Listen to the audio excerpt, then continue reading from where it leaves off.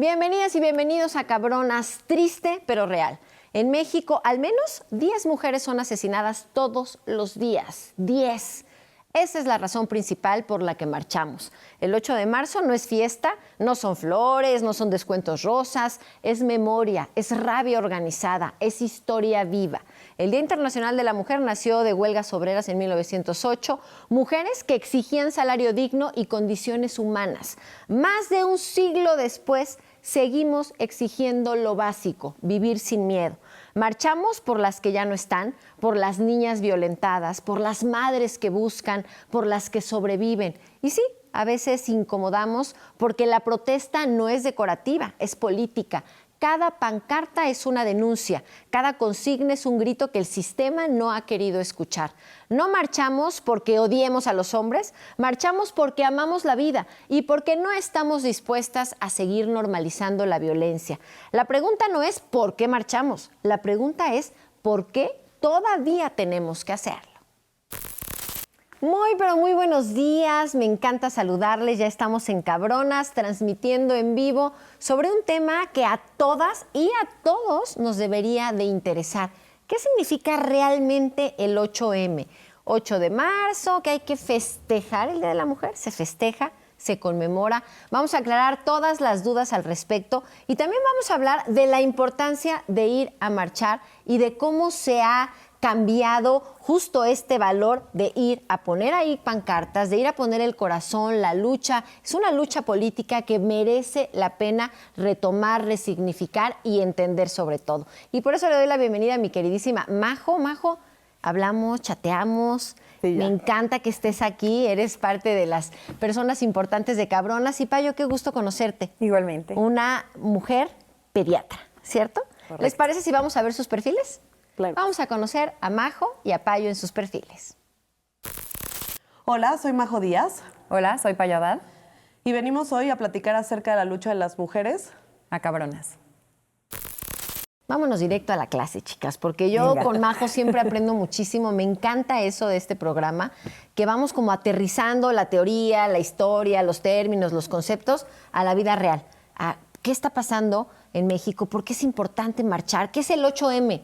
¿No? Nos lo enseñan en la primaria y la verdad estamos bien ignorantes en ese sentido. Y por eso estamos aquí en Cabronas. ¿Quién se arranca? Yo veo a Majo que está así como que Majo está lista. Majo está lista.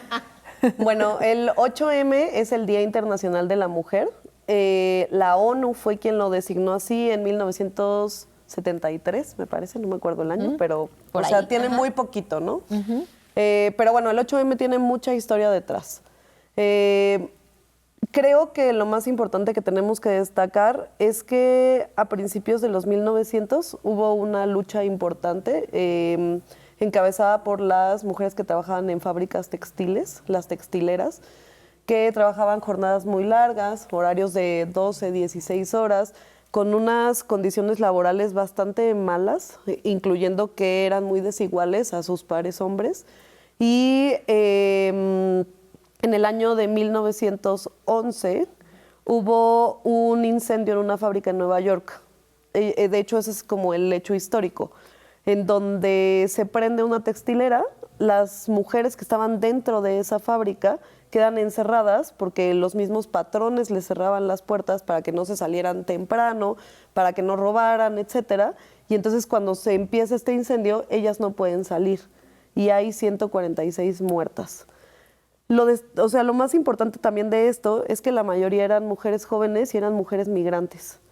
Entonces, esto abre una puerta para que también en Estados Unidos se abra la conversación para los derechos de las obreras.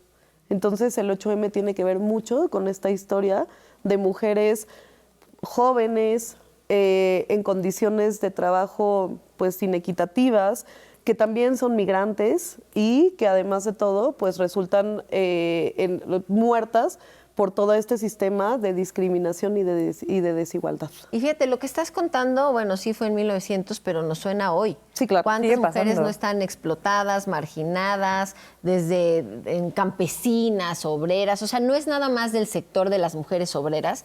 Y lo más lamentable es que la historia se repite y se repite y se repite. Y por eso es la importancia, y no de festejar, Payo. ¿Por qué tenemos que quitarnos de, ay, vamos a festejar el Día de las Mujeres?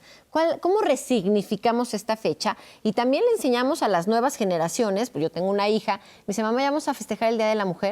¿Cómo les explicamos? ¿Qué es lo importante de esta fecha? El simbolismo real.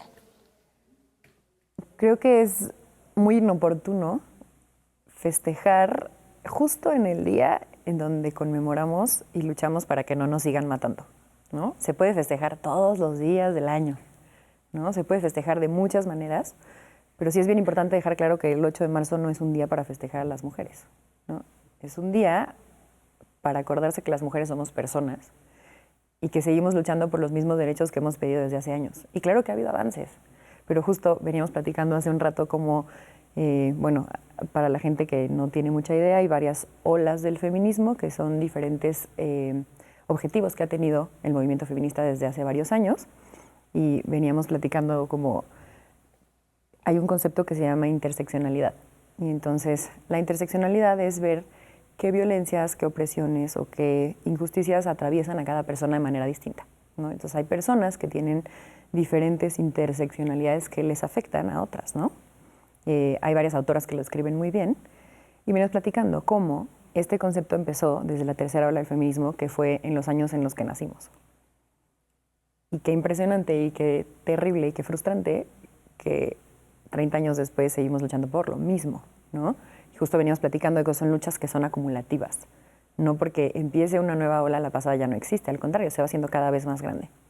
Explíquenos un poquito de esas olas, explíquenos para ir comprendiendo cómo se ha ido ajustando. Ok, el feminismo quiero que sepan que es la lucha de los derechos de las mujeres, porque creo que también hay una idea muy errónea acerca de qué es el feminismo. Se cree que es una lucha de hombres contra mujeres y en realidad no es esto. O sea, es la lucha contra un sistema que ha decidido oprimir a las mujeres. Hay muchas participantes en esto, incluyendo las propias mujeres, ¿ok? Entonces, el feminismo es la lucha por el alcance de derechos. La primera ola del feminismo está hecha por las sufragistas. Es este movimiento de mujeres blancas, porque tenemos que aceptar también eso, privilegiadas, que querían tener un voto en la sociedad. Entonces era el hecho de que ellas pudieran votar a los líderes, pero también el hecho de que pudieran tener acceso a tener propiedades y a tener educación. Entonces, estas mujeres se organizan desde su privilegio y empiezan esta lucha y al final sí ganan el voto. Aquí hay una crítica importante hacia esa primera ola porque dicen que solo se trató de las mujeres blancas privilegiadas y el resto de las mujeres, hablando de interseccionalidad, quedaron como muy relegadas, ¿no? Luego viene, esta lucha fue a principios del siglo XIX. Se gana, digamos, ese derecho, ya habíamos hablado tú y yo en otro programa que justo cuando se gana ese derecho también hay otras violencias que empiezan a crecer. Y por otro lado viene la siguiente ola que se dice que es en los 60s y los 70s. O sea, pasaron como muchos años desde la primera ola. La primera en hasta la 1800, segunda. ¿no? Estábamos diciendo, ok. Y, de hecho, yo no sé si se acuerdan, pero Mary Poppins está basada en esa ola. No sé si se acuerdan, pero la mamá de los niños era sufragista. Sí. Claro, ok, muy bien, ya tenemos un referente ahí. Ajá, de hecho hay una canción de Mary Poppins que habla de los derechos de las mujeres.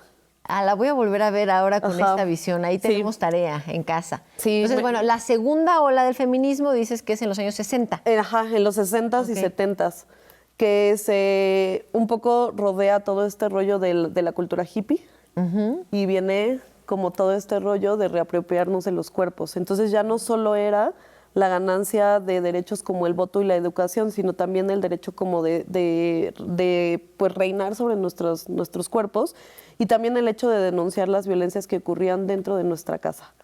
Bueno, entonces, que para esa época era impresionante, ¿no? Que las mujeres dijeran esto ya no más. Ajá. Sí, y suena lejos, pero si nos ponemos a pensar, ¿en qué año empezaron a votar las mujeres en México de manera legal? Fue en los ¿En qué? 50s. 53. Más o menos alrededor de la misma época. O sea, esa es la época en donde muchas de nuestras abuelas ya estaban vivas. Así, Sí. así de cerca. Totalmente. ¿No? Entonces sí es algo de pensarse. Cuando empiezas a ver las fechas y empiezas a ver toda la historia que hay detrás, y para nosotras hoy votar es como, ay, sí, votar, ¿no? Sí. Ay, sí, voy a abrir mi cuenta del banco. Ay, sí, voy a comprar esto. Ay, sí. Cuando durante mucho tiempo hubo muchas cosas en donde para abrir una cuenta de banco tu esposo tenía que firmar. O sea, así Sí, de y que a grave. veces ya ni siquiera lo tomamos en cuenta o lo sabemos o lo sabemos. consideramos. Ajá. Y entonces en esta segunda ola es el tema de los hippies, los derechos humanos, reapropiarse del cuerpo, denunciar las violencias en casa, domésticas. Hay una parte que se llama sacar lo personal hacia lo político, como, o sea, de lo privado hacia lo político público. Entonces también es como todo este pensamiento de la crianza, todas las cargas que tenemos como amas de casa, por ejemplo, también en ese momento se sale. Los cuidados no remunerados y ese tipo de cosas. Sí, porque porque ya no además- se queda nada más la inconformidad callada, sumisa, Exacto. escondidas. Además lo voy viene a el periodo decir. posguerra, o sea, está después de la Segunda Guerra Mundial. Entonces, en la Segunda Guerra Mundial se van los hombres a la guerra y las mujeres tienen que hacer cosas. Y ahí es cuando se abre sin querer un poco el mundo y de repente se acaba la guerra, regresan los hombres y a las mujeres las vuelven a meter a sus casas. Y es, no, ¿qué pasó? Y esto las hace infelices, entonces es de ahí Pero qué también maravilla viene. porque así tú nos estás viendo en este momento en tu casa y dices, ay, estas feministas, ¿no? Que rompen, que hacen cosas horribles y que... No, bueno, ¿qué tal que tú eres feminista y no lo has descubierto? ¿Qué tal que tú estás encerrada en tu casa limpiando, sumisa, aguantando violencias de un marido macho y ya no quieres y no sabes cómo liberarte de esto? Es Estamos entendiendo que en la segunda ola del feminismo pues fue parte del impulso. Es Es decir, correcto. yo quiero salir, yo quiero trabajar, yo quiero independencia económica, yo no quiero más violencias. Entonces, ¿cuántas mujeres, ustedes que son especialistas en feminismo, cuántas mujeres no estaremos encerradas en una nube, en un bloqueo, sin saber que queremos liberarnos y que sí somos feministas bien en el fondo y no lo sabemos? Uf. Yo creo que son muchas. O sea, creo que también hay una mala imagen hacia el feminismo. Entonces, como que muchas mujeres que incluso tienen estos mismos sentimientos, es como, ay, no, pero ¿cómo voy a ser feminista? Pues si las feministas son esas señoras horribles, ¿no? Que salen y destruyen y que tienen los pelos morados. Y, Hay rojos. Ajá, hay rojos, ajá, y están rapadas. Pero sí, o sea, en realidad es esa parte, ¿no? O sea, como de decir, no, yo no quiero que ella me represente. Claro. Y la verdad es que, digo, no la representamos, no somos managers, pero la verdad es que el movimiento feminista sí les ha ayudado de una u otra manera. O sea, el hecho de que puedan hoy opinar y de que hoy tengan una voz y de que hoy sea su voz tomada medio en cuenta, tiene que ver con el feminismo. Perfecto. Y después de esa... Yo pienso que el feminismo no siempre es la respuesta, en el sentido en el que no es para todo el mundo, y está bien, ¿no? Así como todas las personas no tenemos la misma religión, los mismos pensamientos, pero no quiere decir que no podemos tomar una parte buena de lo que nos funciona de cada una de las teorías de la vida, de cada una de las visiones. Me encanta. Y pues no sé, también creo que nosotras, por lo menos hablo de nosotras dos o hablo de mí, tenemos el privilegio de poder conocer ciertas cosas, ¿no? Y tenemos el tiempo y el espacio de leer sobre el tema, de aprender sobre el tema, y pues tal vez tiene que ver con que pues tenemos el tiempo, tenemos el interés y tenemos el privilegio de poderlo hacer, ¿no? Yo, por ejemplo, te voy a contar algo, Payo, que apenas te conozco. En este programa lo amo, lo adoro, o sea, no solo porque implica un trabajo como tal, sino porque mi vida ha cambiado. O sea, en este año y cachito que he entrevistado a mujeres bien cabronas, he podido aplicar todo esto a mi relación personal, a la relación con mi novio, con mis hijos, a mi manera de verme a mí misma frente al espejo, de quererme, de respetarme, de... Todo ha cambiado y no me considero feminista porque ojalá lea más, ojalá me informe más, ojalá aprenda más, pero sí de corazón y la vida te cambia. Es que ser feminista no es un título. Y no tenemos que, o sea, no necesitamos decir que somos feministas para ser feministas. Y dentro de los feminismos hay cosas con las que yo personalmente no estoy de acuerdo, ¿no? Y hay otras cosas con las que sí estoy de acuerdo y son mi forma de llevar la vida, pero creo que es algo muy personal, ¿no? Y Yo creo que el feminismo tiene como base cuestionarnos. O sea, lo que hacemos las feministas es cuestionarnos acerca de las violencias del mundo, acerca de las cosas que nos incomodan. Y una vez que nos cuestionamos, es también preguntarnos, bueno, ¿y cómo le voy a hacer para cambiarlo? o sea, desde mi trinchera y junto con mis otras compas que me rodean, que también ya se lo están cuestionando, ¿cómo vamos a hacer para que esto ya no se vuelva a repetir? Porque eso es lo que queremos las feministas. O sea, en realidad todo este rollo de marchar y demás es para que nos vean, es una manera de hacernos visibles. Pero las feministas, yo les digo que tenemos un trabajo de 24/7, los 365 días del año, porque en realidad en todos nuestros espacios intentamos de alguna manera cambiar las cosas e ir erradicando y peleando mucho contra la violencia, porque la violencia es estructural, ya lo hemos hablado de diversas maneras, ¿no? Entonces, eso es lo que intentamos hacer, o sea, intentamos hacer un mundo mejor para todas las personas, porque esto no solo es un tema que nos ayuda a las mujeres, esto es un tema que nos ayuda a todas las personas que habitamos esta tierra. Y justo para allá voy, porque el objetivo del programa es decir por qué marchamos el 8M, ¿no? ¿Cuál es el verdadero significado, simbolismo, qué nos mueve a marchar y cómo cambiar esta idea de que, ay, qué horror, ay, me lo han dicho 1.000.000 de veces, ¿cómo vas a llevar a tus hijos a la marcha? Qué horror si allí están estas locas violentas y solo rayan y gritan groserías y es como de, no tenemos claridad en cuál es el objetivo de marchar, ¿no? Y ese es el objetivo de este programa, que nos vaya quedando claro. Y por eso empezamos hablando del feminismo, de estas olas. Nos quedamos en la segunda, en los años 60. Faltan la tercera y la Vámonos cuarta. a la tercera y cuarta. Entonces, y después vamos a dejar claro por qué sí es importante pararnos en la calle, expresarnos, manifestarnos. La tercera ola es en los años 90, del 90 al 2000, y esta ola se caracteriza... Sí, fue esta ola en donde empezamos a ver que hay diferentes violencias que atraviesan a cada quien, ¿no? Porque empezamos a separar, por ejemplo, no es lo mismo violencia que opresión, no es lo mismo discriminación que opresión, no es lo mismo las violencias, las opresiones o las dificultades que vive una mujer mexicana racializada, de algún grupo indígena, que tiene una lengua diferente al español como lengua madre, etcétera, que las violencias que vive a lo mejor una persona que es universitaria, que a lo mejor llegó ahí con mucho esfuerzo y que también necesita tener 2 o 3 trabajos para poder pagar su universidad, pero son lugares y son privilegios y son desventajas distintas. Entiendo. Entonces, en estos años se trató de ampliar el concepto porque justo veníamos platicando que desde la primera hora todo el tiempo era feminismo blanco, ¿no? Y pues... En los 60 también no. No, ya, Ahí no, no, en, los en 60 los, se rompe. en los 90, O sea, 2000 se empieza a romper. Se empieza a ampliar, pero la realidad es que hasta el día de hoy predomina el discurso feminista blanco que afortunadamente muchas mujeres racializadas y muchas mujeres de otras realidades y otros pensamientos diferentes a la línea hegemónica han escrito más cosas y han empezado también a hablar diferente y por lo menos personalmente yo he aprendido mucho y hay cosas que también nos toca escuchar, ¿no? ¿Cómo qué? Creo que no soy La la indicada salvadora para decirlo, pero justo es cuestionarnos este concepto No, pero sí eres de la indicada, salvadora justo blanca, porque, ¿no? justo porque tienes ojos azules y eres blanca, Justo. qué maravilla que lo puedas verbalizar. Justo Me es parece eso, ¿no? el doble. Por ejemplo, hace poco, no creo que lo platicaba contigo, no me acuerdo quién, hay un libro que se llama Desde los Zulos, de Dalia, de Dalia de la Cerda, que es una autora mexicana de Aguascalientes, en donde explica la diferencia entre vivir en opresión y vivir discriminación, ¿no? Y para mí fue un parteaguas porque yo nunca lo había leído de forma tan clara, ¿no?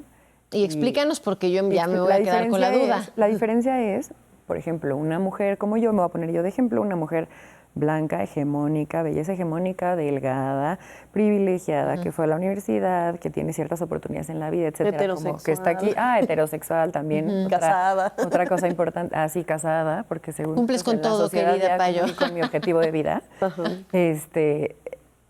No vivo opresión. Yo no soy oprimida, no estoy oprimida. La realidad es que no, porque tengo un montón de privilegios que gozo, pero eso no quiere decir que a veces no tenga momentos en la vida en donde sufro discriminación sexista, porque la opresión es algo sistémico. Y me guste o no me guste, yo me salgo del sistema en muchas cosas. Y entonces, desde ese privilegio me toca callarme y me toca escuchar a las mujeres que tienen que decir lo que tienen que decir para que yo me calle y aprenda. Ay, qué bonito. Sí. Pero el ego es difícil llegar ahí y la verdad es muy, no sé, es muy lindo darse cuenta después.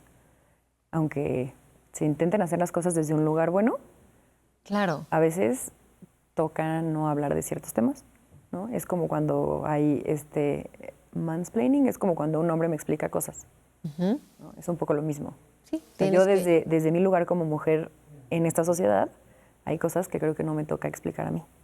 Y por eso te costó trabajo, dijiste ahorita, empezaste esta respuesta, creo que a mí no me toca responderla. Y sí te toca, y qué manera tan bella de conectar, porque de alguna forma a mí también me ha pasado, ¿no? Y sin saberlo, porque pues no tienes la teoría, nada más lo vives, lo sientes, lo percibes. Me parece bien interesante. Decías, la opresión es sistémica, y luego entonces la discriminación tiene que ver También con... es sistémica, pero es distinto. O sea, Estamos hablando de qué es opresión y qué es discriminación, ¿ok? Entonces vamos a poner ejemplos y seguramente así nos va a quedar más claro. Por ejemplo, todas las mujeres sí tenemos ciertos grados de opresión, ¿ok? O sea, el hecho de que, por ejemplo, tuviéramos que pelear por el voto es un grado de opresión. Pero si yo, que soy una mujer bisexual, he sufrido discriminación solo por ser bisexual. No solo, o sea, tengo la condición de ser mujer, pero también la discriminación que surge a partir de características mías. Eso es discriminación. Discriminación. ¿Algún otro ejemplo, Payo? yo vería más bien, o sea, y la parte de opresión, por ejemplo, una mujer en opresión sería una mujer que no tiene acceso a ciertas cosas simplemente por nacer donde nació, por ser como es, ¿no? Y por las oportunidades que ha tenido o que no ha tenido en la vida, ¿no? Que es muy diferente a una discriminación. No estoy negándolo, ¿no? No estoy diciendo que no sufro violencia machista, no estoy diciendo que no he sufrido violencia sexista, todos lo hemos sufrido, ¿no? No es lo mismo sufrir acoso callejero que el que se te niegue, no sé, justo hablamos hace un rato, abrir una cuenta de banco, ¿no? O estudiar. Son cosas muy, muy diferentes y justo son estos grados de opresión o estos grados de violencia que vive cada persona diferente. Ajá, y la interseccionalidad abre mucho el panorama a esto.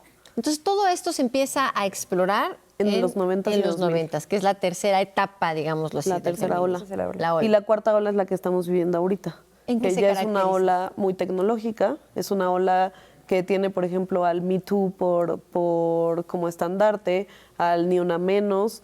Es una ola que además es muy poderosa porque ahora los medios de comunicación y las marchas y todo esto la hacen muy visible hacia la sociedad.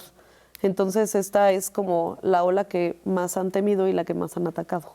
¿Empezó? ¿En qué momento? Empezó más o menos 2010, como 2010. Ajá.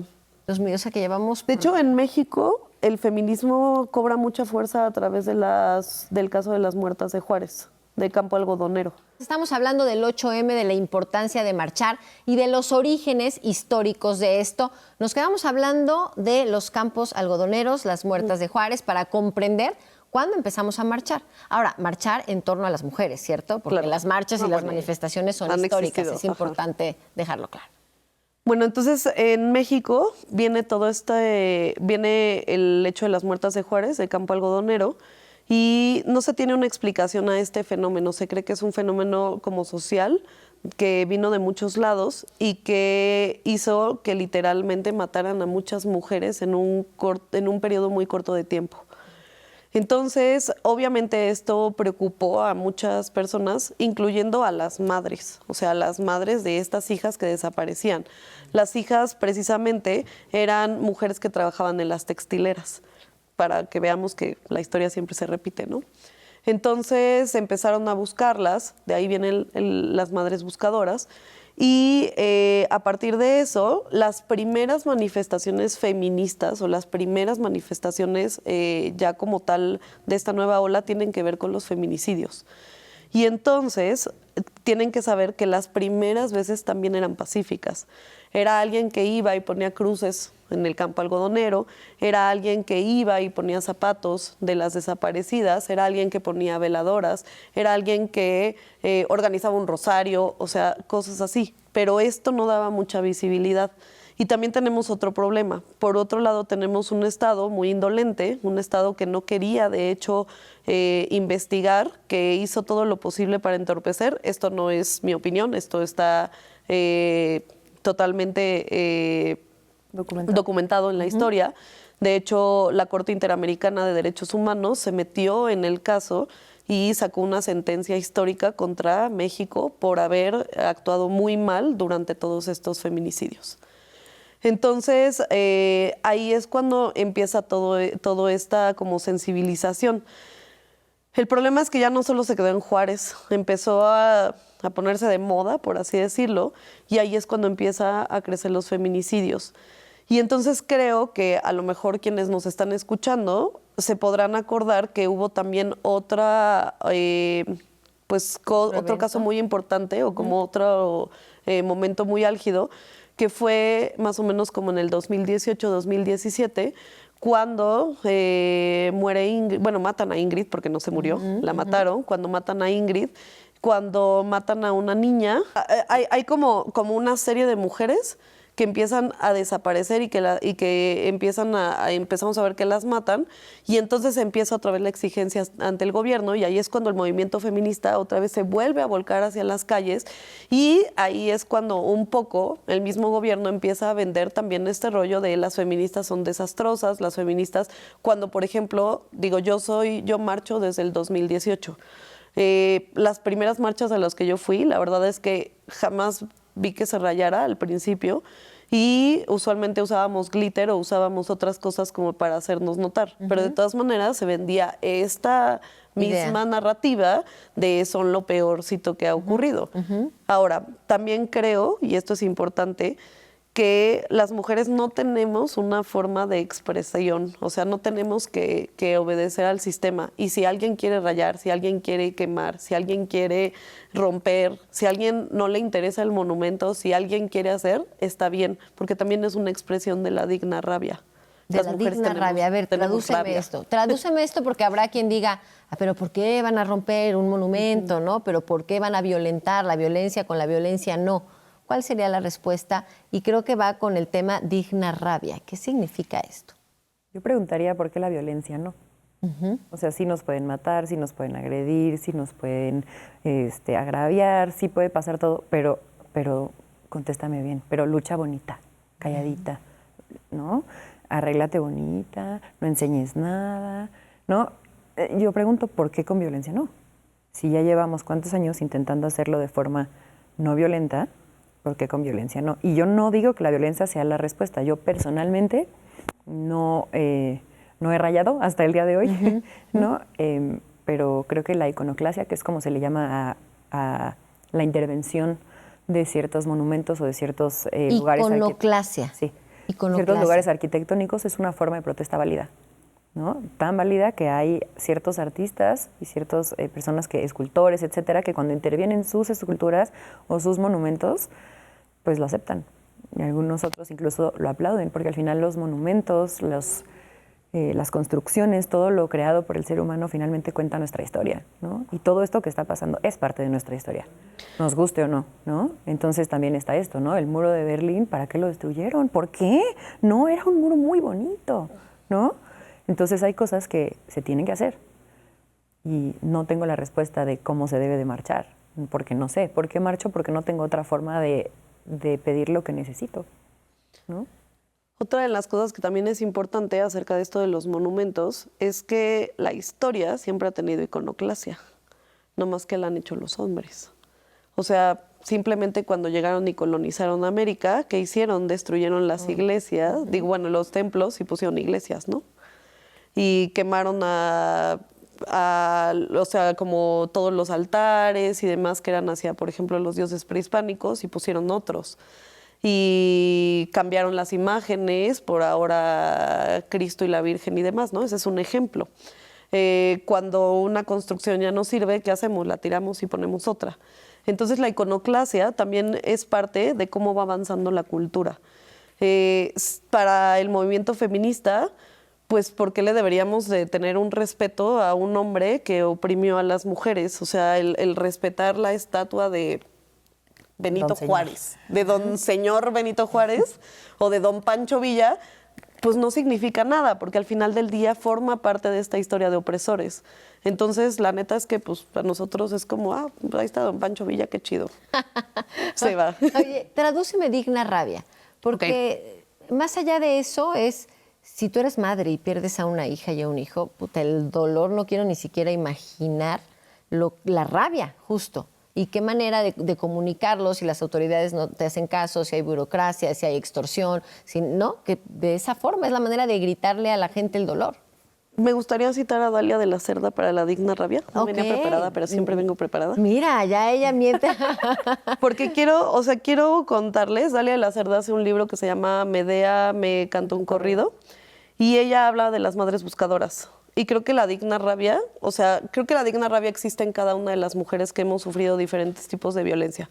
Pero creo que la digna rabia, como tú decías, más importante de entender y la que a mí particularmente me cambió mucho la visión, es la de las madres que están buscando a sus hijos y a sus hijas.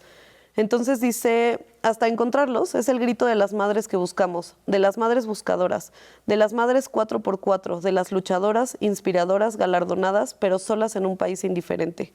¿Qué cosecha un país que siembra cuerpos? Caminando el desierto, el monte, el cerro, las carreteras llenas de huizaches y mezquites, haciendo hoyos en la tierra de los campos de exterminio, rascando con las manos en las fosas clandestinas, con pala y con machete, con el picayelos y con palos de madera bajo el sol, hasta encontrarlos. Caminar y caminar y caminar, buscando, buscando, con sus rostros colgados en el cuello, como amuleto. Caminar y caminar y caminar, con palos en las manos, picando el piso con la esperanza de encontrar tierra removida. 111.540 personas desaparecidas. Hijos, hijas, hermanos, hermanas, padres, madres. Un día salió de casa y ya no volvió. Llegó un comando armado, llegó una Cheyenne, llegó una troca y lo desapareció. Ya no creo en la justicia, ni terrenal ni divina. Creo en la justicia de las madres buscadoras. Qué manera tan profunda de decirlo.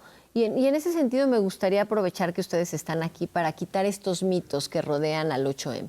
Vamos a platicar primero de los mitos y cómo los podemos ir rompiendo. ¿Quién se avienta con el primer mito? Que todas las feministas odiamos a los hombres. Ok. Para nada. No, es diferente ser feminista que ser misándrica, ¿no? Son cosas muy diferentes. A ver, ¿y hay feministas misándricas? Claro, y están en todo su derecho. Pero justo de eso que hablamos, son los feminismos. Dentro del feminismo, los feminismos hay diferentes visiones. Eso Pero tendría no que ser otro siempre es programa, así, ¿no? Ir entendiendo las diferentes visiones Sí, del feminismo. del feminismo. Otro mito de las marchas del 8M. Que las marchas del 8M son violentas.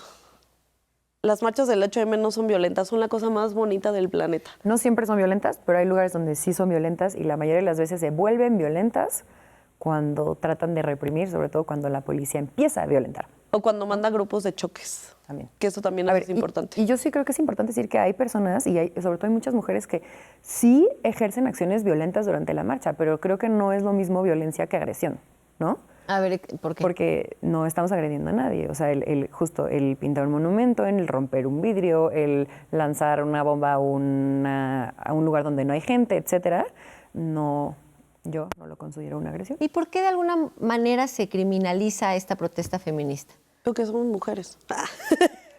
Creo que es porque no se comprende lo que queremos lograr o porque tan lo comprenden que el objetivo simplemente es desviar la atención de lo que realmente importa. Justo, la violencia en las marchas de alguna forma podría ser el tema central o quizá el pretexto.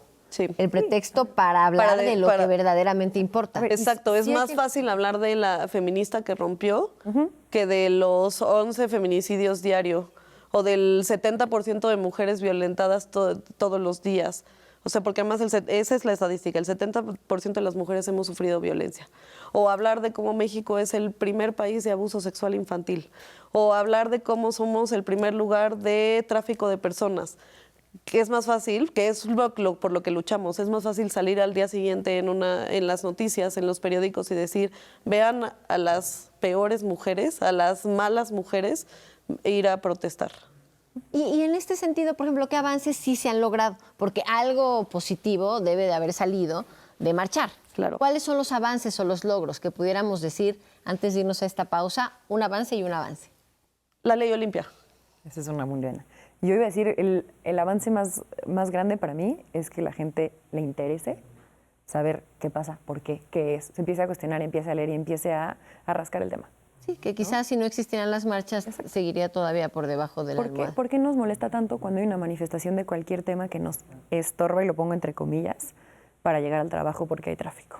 Estamos hablando de las marchas del 8M. ¿Qué cambios legales? Vamos a hablar de alguna cuestión positiva. ¿Qué cambios legales se han logrado por esta presión social? Por salir, por marchar, por quejarse. ¿Algo ha sucedido a lo largo de la historia? ¿Algún beneficio tiene? Bueno, recordemos que las feministas no solo estamos marchando.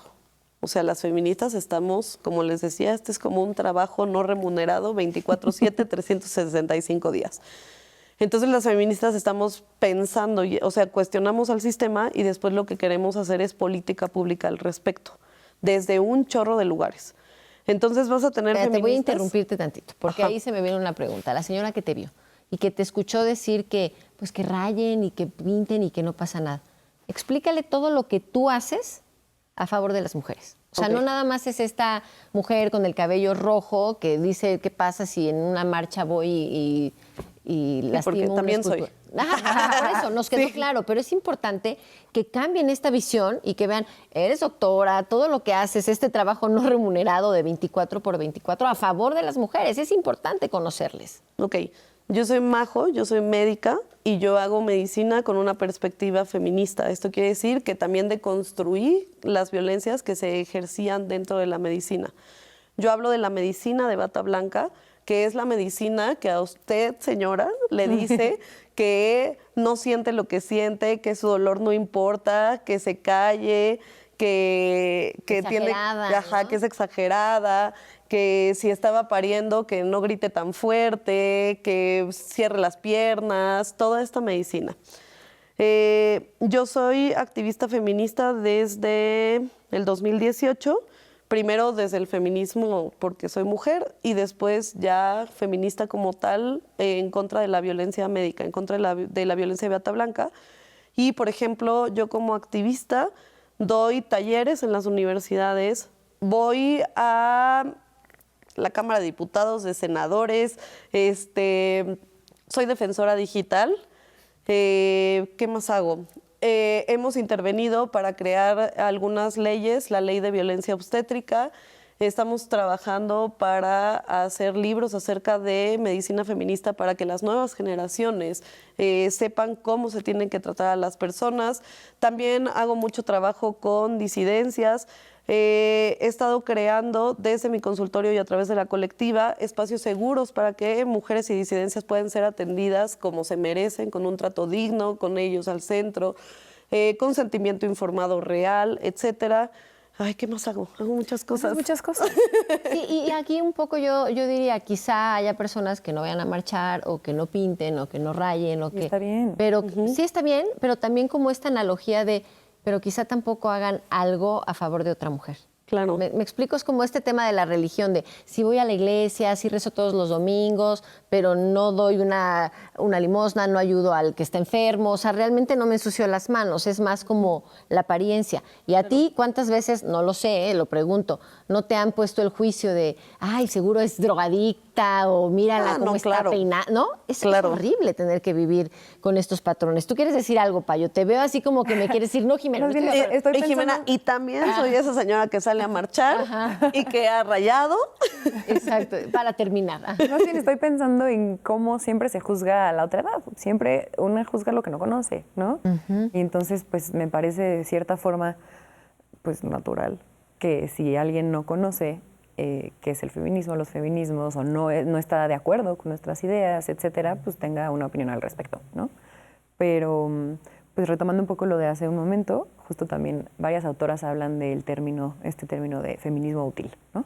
¿Feminismo? Feminismo útil. Útil, ¿no? ok, ajá. Entonces yo lo traduzco en qué puedo hacer yo desde mi lugar, desde mi trabajo, desde mis cosas para poder tener un mundo mejor para las mujeres y para todas las personas, ¿no? ¿Por qué con las mujeres como centro? Porque todavía no llegamos a un momento en la vida en donde no necesitemos tener eso como centro, ¿no? Todavía no es automático.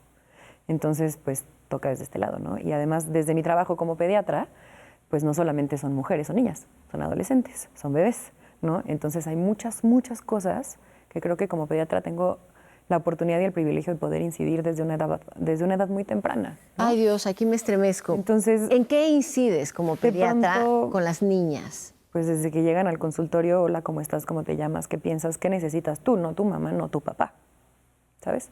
Desde ahí, ¿no? Oye, ¿te puedo revisar? No es te voy a revisar, es ¿me permites revisarte? ¿No? Desde el consultorio pediátrico podemos hablar de consentimiento, de autonomía, ¿no? De decisión. Oye, necesito vacunarte. Por esto, por esto, por esto, por tu bien. ¿Dónde prefieres que te vacune? ¿Quieres sentarte en la silla roja, en la silla azul? ¿Prefieres sentarte con tu mamá y que te abrace? ¿Prefieres estar sola? ¿Quieres este peluche, ¿no? Y la experiencia es muy distinta. Ay, qué padre. ¿No? Tenemos que hacer un programa, Marifer por ahí apunta, tenemos que hacer un programa de pediatría con perspectiva de género. Justo, a eso iba. ¿Qué se ha logrado? La perspectiva de género institucional, ¿no? Ambas hemos trabajado en diferentes lugares. Yo estuve un rato trabajando en un hospital de Secretaría de Salud, en el área de urgencias pediátricas, y sí, varios cursos que tenías que tomar y que tenías que entregar eran de perspectiva de género, y qué es acoso laboral y hostigamiento y todo este tipo de cosas que durante mi formación en otras áreas jamás tuvimos, ¿no? Y desde la residencia médica en pediatría son cursos y son cosas que, si bien los cursos no lo son todo, es un inicio, ¿no? Entonces sí creo que poco a poco se han ido abriendo diferentes caminos en donde estemos hablando de perspectiva de género desde la consulta médica, ¿no? Esperemos que exista el día en donde no se requiera, ¿no? Hablaba Majo también de la atención a disidencias. Hablábamos de diferentes atenciones médicas dignas para cada persona, ¿no? No sé, si llega una adolescente a mi consultorio y quiere hablar de cuestiones de salud sexual de adolescente, la ley la ampara para que pueda entrar sola. No tiene que estar su mamá ahí, no tiene que estar su papá ahí, no, o sea, hay diferentes derechos a la salud que tienen las adolescencias, las infancias, que poco a poco hemos tenido más herramientas legales para podérselos otorgar y que ellos lo puedan ejercer. Y entonces estas dos mujeres marchan, cada quien desde su trinchera, cada quien con sus necesidades, con sus deseos, con sus duelos, y con toda esta preparación que tienen y esto que le están sumando al mundo de las mujeres. ¿Qué mensaje le dirían ustedes a quienes aseguran no es necesario marchar? O sea, no es necesario marchar, ¿para qué van y marchan? ¿Cuál sería su respuesta? Un poco en este entendido que tú decías, Payo, de respetar, que cada quien es libre de pensar o no en cualquier situación, pero ¿qué le dirías tú? ¿No es necesario? ¿Sí es necesario? Yo creo que antes de decir si es necesario o no, invitaría a que fueran una sola vez y experimentaran y vieran si para ellos es necesario o no, ¿no? Y lo que se siente y lo que Cada se quien tiene aprende, su ¿no? experiencia. Y también hay diferentes formas de marchar, ¿no? Se puede marchar desde la rabia y desde la exigencia, se puede marchar desde el gozo, desde el baile, desde la música, se puede marchar desde el canto, se puede marchar desde donde quieras, ¿no? ¿No? Se puede marchar desde la violencia, sí, también. Se puede marchar de diferentes formas. ¿Cuál es la mejor? No tengo idea, pero estoy abierta a ideas. Si alguien tiene una forma mejor de lograr cosas sin marchar y sin rayar y sin violentar y sin incomodar, por favor que me diga. Y que funcione. Funcione. Majo. Yo les diría que no es necesario que marchen. La verdad es que vemos mujeres marchando por ellas. A veces no se dan cuenta de lo necesario que es, pero no se preocupen, habemos quienes ya estamos haciendo. Y hablando de estas cosas que decías, de que hemos logrado muchas cosas. Hemos logrado Ley Olimpia, que las protege cuando alguien sube una nud. Hemos logrado Ley Ingrid, que es que si en algún momento, por algún motivo, las matan, los periodistas no puedan hacer de su imagen una carnicería. Hemos logrado una ley de violencia vicaria para que el día que estén casadas y si se deciden divorciar, sus maridos no quieran seguir violentándolas, incluso ya divorciadas, con sus hijos, con las personas que quieren. Hemos logrado la ley de violencia obstétrica para que cuando se embaracen, cuando quieran atención ginecológica, las traten mejor en los hospitales y si no, pues puedan denunciar. Hemos logrado la ley Valeria, hemos logrado el derecho al aborto para que puedan decidir sobre sus cuerpos. Hemos logrado que el feminicidio se tipifique como feminicidio, porque antes de eso, pues incluso tenían derecho a matarnos. Así sí, crimen pasional. Ajá, el crimen pasional. Hemos logrado, ¿qué más? Es que hay un buen de leyes, pero, o sea, en general hemos hecho cosas para protección de ellas. Se nos está acabando el tiempo y me quedé pensando, los hombres, invitados, no invitados, ¿cómo deben acompañar en la marcha? Invitados en el lugar que les corresponde, ¿no? ¿Cuál? Hay contingentes que son separatistas, en donde solamente marchan mujeres, y hay contingentes mixtos. Claro que están invitados siempre y cuando respeten los contingentes separatistas. Pero si quieren participar, esa es otra pregunta, ¿no? Siempre. ¿No? O sea, justo, ¿no? Hay quien quiere involucrar a sus hijos o que quiere involucrar a sus parejas. Hay hombres que yo genuinamente creo que sí les importa, ¿no? Y que sí les importan las mujeres y que sí desde su lugar y desde sus privilegios están abriendo la mente y están entendiendo también el lugar que tienen, ¿no? Y creo que es muy valioso quien se quiera interesar, pero que entiendan el lugar que tienen. Gracias, Payo, por haber estado aquí. Muchas gracias por invitarnos. Tienes que regresar. Majo, tu conclusión. Mi conclusión es que el feminismo salva a las mujeres. De verdad, acercarnos al feminismo hace que tu vida mejore, que tu vida tenga otro sentido, hace que seas mucho mejor con con otras personas, incluyendo otras mujeres, porque también está esta narrativa de que todas las mujeres somos enemigas. Y la verdad es que no saben cómo ha crecido mi vida personal desde que tengo a mis compas y a mis amigas y a mi red de apoyo, y que de verdad son lo mejor que hay en esta vida. Y las veces que me han salvado. Gracias, Majo. Muchas gracias. Esa es tu casa. Te quiero más veces aquí. Nos despedimos. Esperemos que hayan disfrutado tanto y aprendido tanto del programa del día de hoy. Por lo pronto, un beso y un abrazo muy grande y nos vemos con muchísimo gusto en la próxima emisión de Cabronas. No fue insulto. Fue palabra dicha en voz baja, cargada de enojo, de miedo, de juicio. Pero como tantas otras cosas, hoy ser cabrona no es ser mala. Es ser libre, es poner límites, tomar decisiones, hablar fuerte, no pedir permiso. Y sí, ser cabrona incomoda. Pero también inspira.